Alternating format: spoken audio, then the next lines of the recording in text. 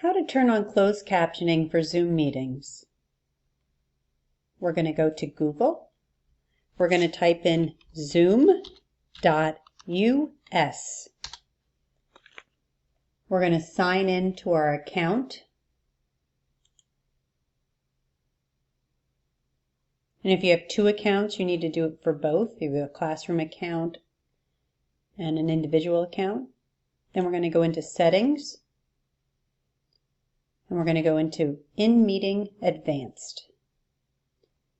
You'll see there's manual captioning, automated captioning. We're going to do automated. We're going to enable it. It'll enable full transcript. Now we're ready to host a meeting. When the meeting opens, you'll see at the bottom it says live transcript and has the closed captioning symbol. We're going to click on that. We're going to enable auto transcript. And now you'll be able to see closed captioning at the bottom of your screen. This is really helpful for a lot of our colleagues. So please be considerate and turn it on. Thank you.